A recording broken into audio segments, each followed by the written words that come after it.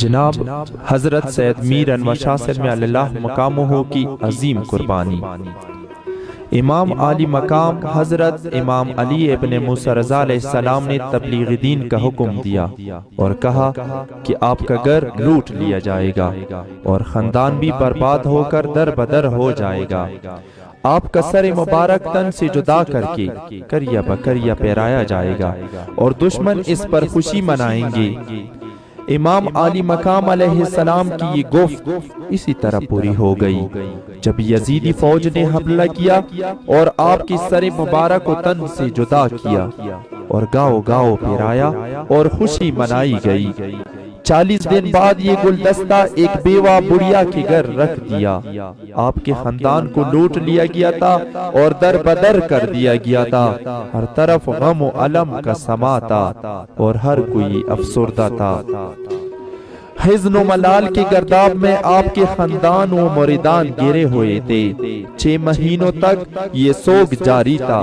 پھر آپ کے پوتے جناب سید حسین میاں اللہ مقامہ اپنی دادا کے دربار میں تشریف فرماتے، ان کے ساتھ مریدان بھی بیٹھے ہوئے تھے۔ اس نے اپنے آنسو پونچھ کر حاضرین کو مخاطب کیا اور فرمایا کہ اس مجمع میں کوئی ایسا شخص ہے جو میرے دادا جان کا سر مبارک لے کر آئے گا؟ اس مشکل کام کو انجام کرنا بہت مشکل تھا کیونکہ یزیدی فوج کے علاقے میں کڑا پہرا تھا۔ کرمی جنسی زیران کا بدسہیل سے تعلق رکھنے والے سید میر حسین المعروف میر دادا اٹھا اور کہا اس کام کے لیے میں حاضر ہوں، آپ اجازت دے دے۔ شاہ سید حسین میاں اللہ مقامہ نے ان کو اجازت دیا۔ سید میر دادا ایک دنا شخص تھے۔ اس نے کشکول پہنا اور ایک کلہاڑی کو ساتھ لیا اور دشمن کے علاقے کی طرف روانہ ہوئے۔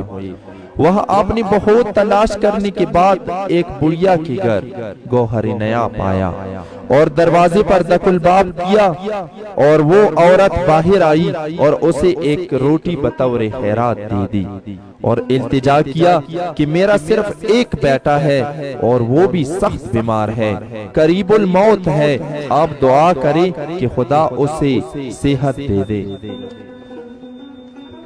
سید میر حسین نے بہت اعتماد اور درویشانہ طریقے سے کہا کہ آپ کے بیٹے کو رحمان الرحیم خدا شفا دے گا، لیکن میں بھی ایک حاجت رکھتا ہوں۔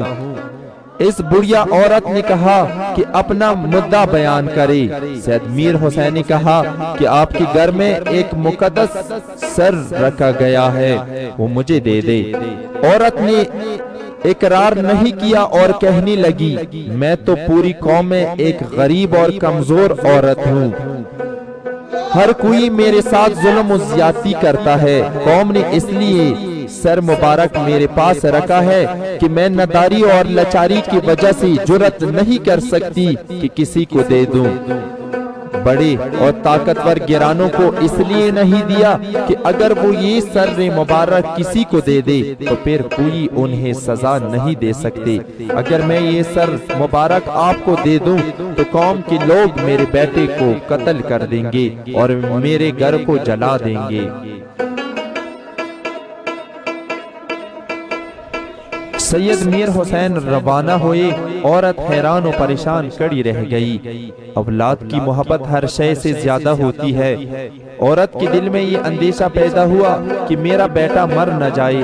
اس درویش کو آواز دی اور واپس بلایا کہ میں آپ کو سر مبارک دوں گی، لیکن آپ جب اس پہاڑی کے دامن میں پہنچ جائے تو میں یہاں چیخنا چلانا شروع کر دوں گی کہ ایک درویش مجھ سے سر مبارک لے گئے، باقی آپ کی قسمت۔ اسی اثناء بیمار بیٹے نے آواز دی کہ اے ماں، یہ فقیر جو کچھ بھی مانگ رہا ہے ان کو دے دینا، میرا بدن ہلکا ہو گیا ہے اور بیماری کے اثرات ختم ہو رہے ہیں۔ سید میر حسین نے عورت کو 40 روپے بھی دیے۔ سر مبارک لے کر سید میر دادا چل پڑے۔ جو جگہ دونوں نے متعین کی تھی وہاں پہنچ کر عورت نے چیخنا چلانا شروع کیا کہ ایک فقیر آیا اور گھر سے سر مبارک لے کر چلے گئے۔ سید میر حسین نے جب کلایا دربار جناب سید میر انور شاہ سید میاں اللہ مقامہ کی سر مبارک لے آئے، جہاں جناب شاہ سید حسین میاں اللہ مقامہ اور مریدین بہت بے صبری سے انتظار کر رہے تھے۔ دربار میں سر مبارک لا کر کوہرام مچ گیا اور لوگ زارو قطار رونے لگے۔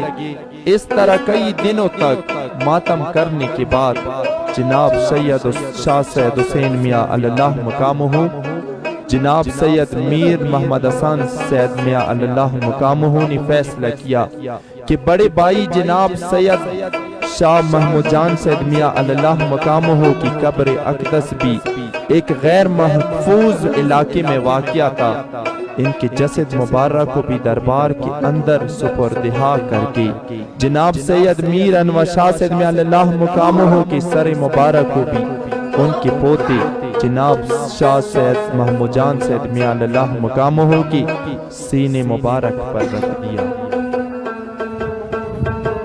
آج بھی زائرین قبر مطہر کی 2 دفعہ زیارت کرتے ہیں۔